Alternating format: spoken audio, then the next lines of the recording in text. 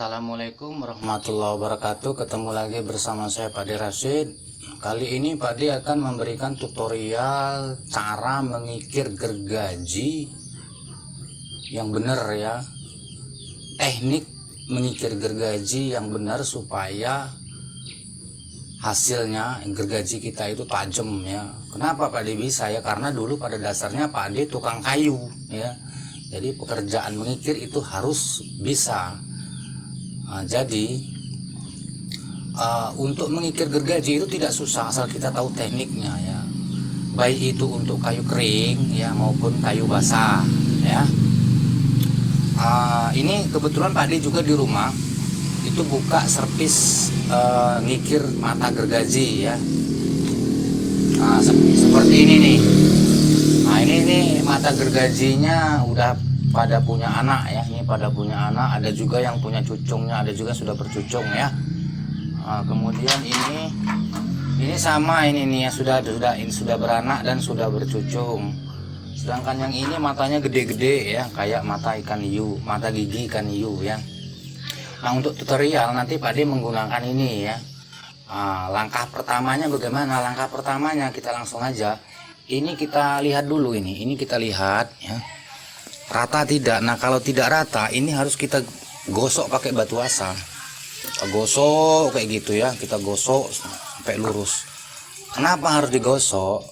Supaya matanya rata. Kalau tidak nanti mata yang tinggi itu makan kayu, sedangkan mata yang di bawah tidak. Jadi seolah-olah gergaji ini tumpul, padahal tidak. Untuk selanjutnya mari kita langsung ya. Oh iya, ada yang lupa Pak De mau pesan ya. Ini nih masalah kikir ya. Pak De berpesan kepada kalian untuk membeli kikir itu yang bagus ya sekalian, karena tahan untuk bertahun-tahun. Pak De sarankan kalian beli kikir yang mereknya Baco, BACHO, Baco ya. Kenapa? Karena kikir ini ya Pak De sudah gunakan untuk membuat gergaji ya, gergaji dengan mata lurus ya. Kemudian Pak De pakai gergaji ini, gergaji besi. Kemudian pakai kikir ini Baco, merek Baco itu dapat 10 buah. Nah, jadi kalau untuk bapak-bapak yang bukan tukang ya, itu di rumah mungkin bisa seumur hidupnya pakai kikir ini. Memang harganya agak mahal, mungkin sekitar 35, sedang ya dibanding dengan mata Sunpeak. Sunpeak itu sekitar 100-an, tapi kualitasnya masih bagus ini ya. Karena apa? Pada saat kita lupa berkarat, kalau Sunpeak itu udah tumpul, tapi kalau ini tetap tajam dia walaupun sudah berkarat ini ya. Ini berkarat semua, tapi dia tetap tajam ya. Nah itulah masalah kikir. Nah untuk berikutnya mari kita tutorial cara kikir, oke? Nah ini ya, setelah ini kita gerinda ya. Setelah kita gosok tadi pakai ini rata ya, setelah rata semuanya, nggak ada yang tinggi nggak ada yang rendah matanya ya. Ini setelah kita gosok pakai ini, kita kikirnya berurutan. Bagian depan dulu, nih bagian depan dulu semua ini ya, bagian depan dulu, ini bagian depan dulu semua ya, bagian depan dulu. Ini bagian yang kilat ini barusan dikikir bagian depan semua. Nah setelah itu nanti baru kita bagian belakang juga yang sebelah ini kan sebelahnya, bagian depan semua ini nih tuh mengkilat kan, mengkilat bagian depan semua. Nah nanti yang di sebelahnya itu bagian depan juga. Nah kita kikir bagian depan semua ya, kita kikir. Kenapa?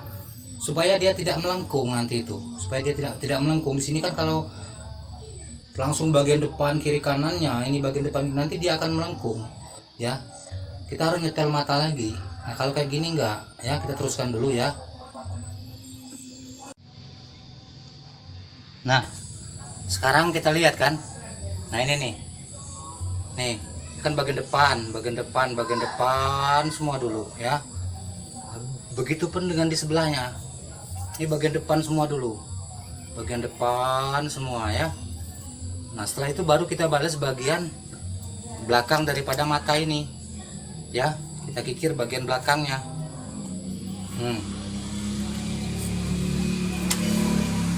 kasih dudukan dulu. Nggak ada baut nggak apa-apa, kita pakai paku ya, pakai paku. Yang penting dia kuat untuk duduk.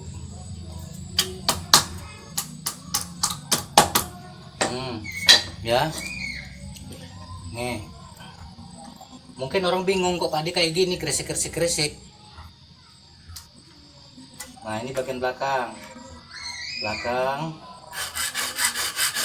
Yang penting kita ikuti kemiringan daripada mata ini ya, kita ikuti kemiringannya.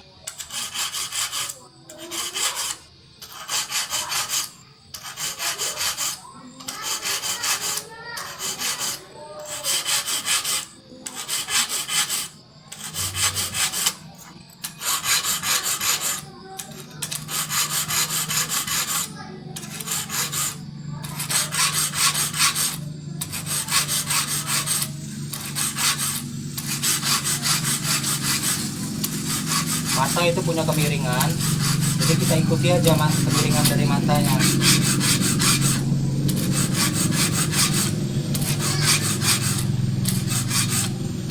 Prinsip daripada gergaji potong itu ya, gergaji potong itu sama dengan pisau, itu tajam, bukan runcing ya, itu tajam prinsipnya.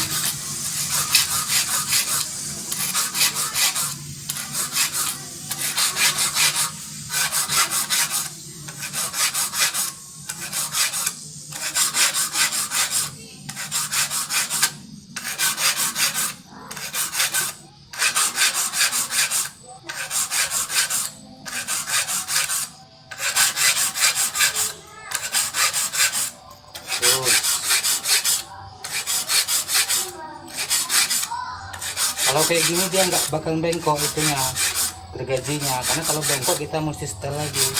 Apa yang kita setelnya matanya. Pakai apa? Pakai pingul nama alatnya.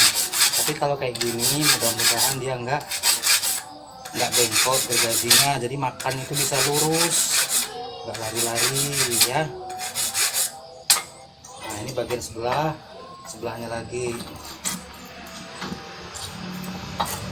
tuh kan, tuh lihat, ini kan udah depan belakang, tuh udah depan belakang mengkilat kan, tuh mengkilat depannya, belakangnya juga mengkilat, tuh mengkilat. Nah begitupun sebelahnya nanti bagian belakang ya, kikir ya.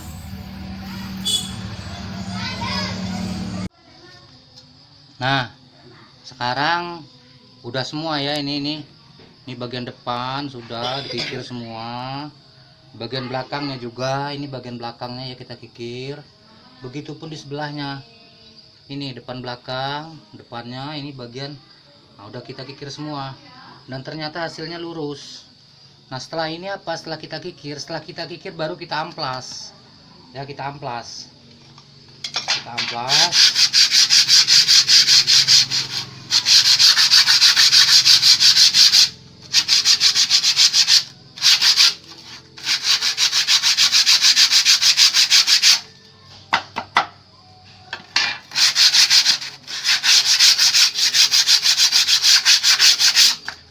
Kenapa kok cuma separuh?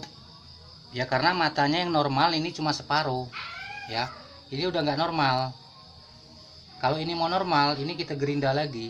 Ini kita pakai besi, pakai gergaji besi, kita buat lagi matanya dari nol ya. Jadi kita harus kikir yang ini aja ya, yang normal. Nah setelah diamplas nanti baru kita kasih minyak manis ya, atau kita kasih oli yang bersih. Oli-oli yang bersih, jangan oli kotor ya, pakai minyak manis. Atau kenapa? Supaya proses penggergajian kita di kayu itu lancar ya. Nah ini adalah cara paling gampang ya untuk mikir bapak-bapak yang bukan tukang di rumah ya. Nanti kalau tukang nanti ada lagi pembagiannya apa? Ada yang disibak ya, mata ini ada yang disibak. Kalau yang kayak gini khusus untuk kayu kering ya, kayu kering. Karena apa? Matanya nggak perlu disibak. Nanti kalau kayunya matanya agak gede, kita sibak itu untuk kayu basah ya. Nah ini aja tutorial dari Pak Ade. Nanti lain kali akan Pak Ade tunjukkan bagaimana tutorial mengikir gergaji yang sudah punya anak, matanya yang sudah beranak, kemudian matanya yang sudah cucung ya. Itu aja. Assalamualaikum.